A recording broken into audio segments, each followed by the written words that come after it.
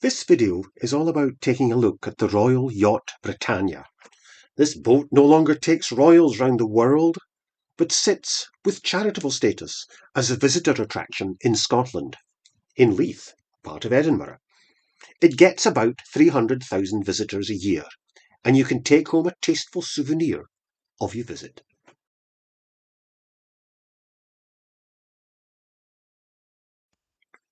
Scotland has many visitor attractions, and many of high quality, but only one claims to be Scotland's best attraction, and has the awards to prove it. The Royal Yacht Britannia has 5 stars. It's the best of the best, according to TripAdvisor, and has a ton of accolades. There's a ton of other ones. So it must be the best, right? Yeah, this particular ship of royals is pretty heavily promoted. So I should swallow my faint but possibly detectable distaste for all things royal and take a look. To view this paragon among Scotland's things to see, you obviously have to go to Edinburgh. Then you go to Leith, Edinburgh's old seaport. Plenty of buses go down there, all the way to Ocean Terminal Shopping Centre, right by the waterfront. And trams, too. Yes, HMY, Her Majesty's Yacht, Britannia, is moored alongside the shopping mall known as Ocean Terminal. To be clear, I visited before this mall underwent its major revamp, and the Britannia people are apparently building a new visitor centre, but the ship visit should be the same. At the pay desk, you'll find it isn't inexpensive. £15.50 for an adult in 2017, £16.50 in 2019, £18 by 2022. When I made this video, it had risen to £19.50. Phew, this better be good. And then you're off. Oh, they also give you what looks like an old-fashioned mobile phone on a handle. This tells you what you're looking at various signposted points on board. It's a self-guided tour with a choice of 27 languages. So it's on past the information boards that set the scene, even before you get to the ship. Phrases may catch your eye as you read. Simplicity was the keynote. Attractively old-fashioned air. The new queen took a keen interest in the yacht. Was this to be a floating Winnebago in which the royals could rough it and have adventures? No, you will read that, along with the 5 tons of royal luggage loaded when they came aboard, they took a really talented military band with them. And furthermore, on informal occasions, this same band could be found socialising with the yachties in Britannia's unwinding room. Huh? What kind of language is this? You know, it turns out the yachties were a kind of pet name for the crew. And the unwinding room, and I learned all this from the information boards ahead of the visit, is where the lower ranks would unstiffen themselves after a day spent following orders, often given by hand signal only, as no one was allowed to shout orders in case it disturbed the royals. It was all beginning to sound a bit weird, and I hadn't even reached the ship yet. Still, I also learned that this was the only Navy vessel where the ratings were addressed by their first name, possibly as in, "I say, Gerald, fancy a quick one in the unwinding room later?" Anyway, it's on and over the gangplank, I suppose, and on to the actual bridge of the vessel, and for a first fiddle with this audio player thing. There are worrying-looking notices and labels here on the bridge, and you may be subject to the mad urge to rip open a cupboard and press the Denny Brown ship stabilizer handrail switch. I wondered if this device made cigarettes for the crew when the sea was rough, but I'm guessing there. Other bridge warnings were completely mystifying, as you can see from the picture. Look, Rodney, it's over between us. I'm going to the Monkey Island now. So, okay, what's next? Well, there's lots. For instance, there's a garage in which lives a Rolls Royce. Yes, they craned it on and off for the royals.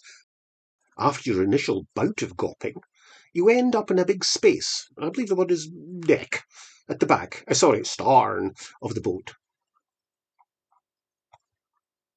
Oh, and here's a snapshot of the Admiral's cabin. Could have been any one of the 9 admirals and a Commodore who were in charge of the ship over the years. Imagine, you get people to peep in, pay money, peep in, and they're quite happy to see plastic beans, egg, and a few chairs. I was hoping for a real admiral, or even a rear admiral, Anyway, you soon get into the groove, which basically involves staring into various cabins that look as though they have only been momentarily vacated by a variety of naval types. And to be honest, the vacuous detail through the speaker thing was beginning to drive me mad already. For example, we were told that the Admiral bloke we've just seen had to change his uniform up to 12 times a day, and that his breeks, etc., were kept, in his teak veneered wardrobe, of all places. But let's go aft. Get him going all nautical, he's only been aboard 20 minutes. Somewhere beyond the Admiral and his beans, this big deck thing mentioned above is where excitement starts. It begins to build because it's starting to reek of royals, and that's why we came. We don't care for all these yachties, really. We don't even care that, apparently, when a royal rolled past a crew member, the poor chap had to stand and look straight ahead and not speak. Bizarre. Anyway, the deck opens into a sitting room kind of place. It is a drinks cabinet for the evening royal snifters. The decor is all chintz and canework. Terribly middle class, if you ask me. Wait, though, there's a throng of folk looking through a glass partition. Could it be? Yes, it's the total highlight. It's the late Queen's bed. Gosh, isn't it little? Beside ourselves with excitement, partly because, according to a version of the Royal Yacht Britannia's own press pack page, and I quote, Britannia is the only place you can see the bedroom of a living British monarch. Obviously this has changed now, but it's still a phrase which seems increasingly odd the longer you think about it. It's just a wee bed anyway, but the experience seems slightly voyeuristic. Still, it's Scotland's best attraction, so that's all right. The headset, by this time, is droning into excruciating detail of how the late Queen used Queen Victoria's sheets, but liked a good turn-down, the hussy, and had them stitched like that especially. Or something. Honestly, I don't need to know, and I'd no clue what it was all about anyway. Somewhere in all this, there was that stateroom where the voice on the phone insisted on telling, like an over-attentive host, about every tedious artefact on the walls.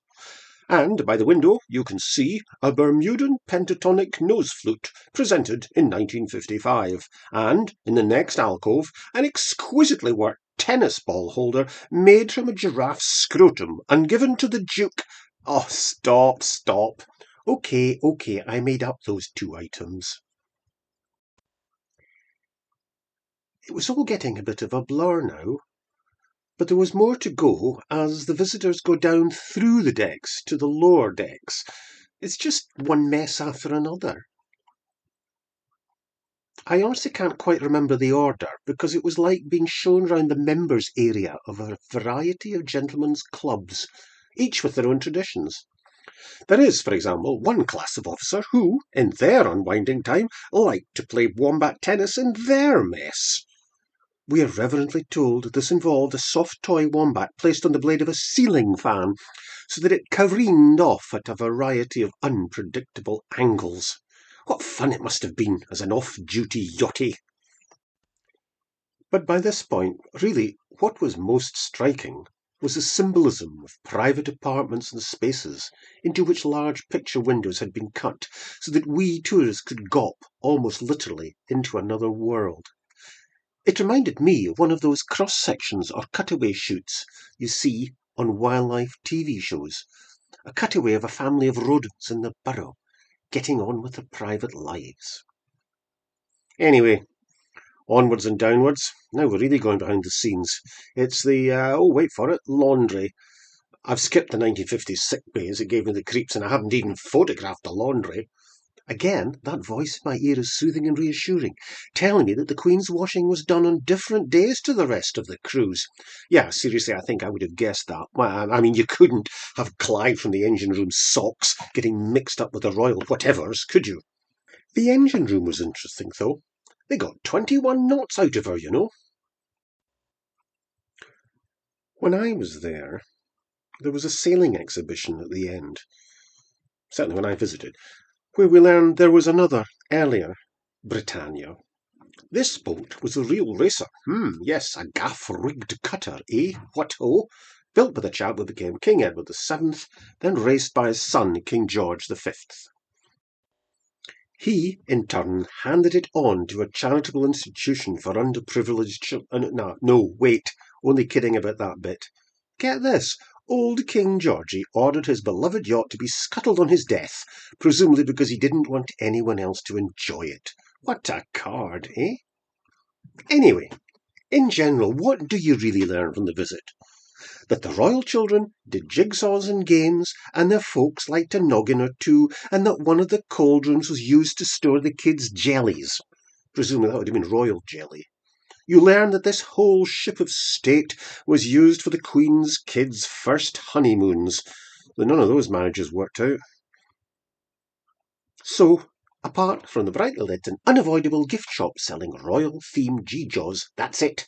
That's a visit to Scotland's best visitor attraction. I'm glad I went. I'm sorry I couldn't summon up enough reverence to see the experience as a real insight into the hard work the royal family did, or does, on our behalf, apparently. But it was moderately interesting, and you do need a couple of hours, because all these messes and bedrooms and sundeck and stateroom and laundry and sickbay and engine room, and even the place where they stored the royal jelly, all take gawping time. So, should you visit the Royal Yacht? I can't say whether or not you should visit the Royal Yacht Britannia. If authentic interaction or engagement is important to you as part of a Scottish visit, then this is not where you'll find it. This is not about real people. It's a portrait of pomp and privilege, and yet also a reminder that even royals need their washing done.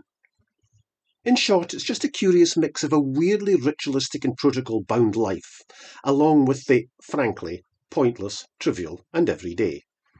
Afterwards, have a couple of drinks in an old pub in Leith. It should prove a more authentic experience of Edinburgh and Scotland.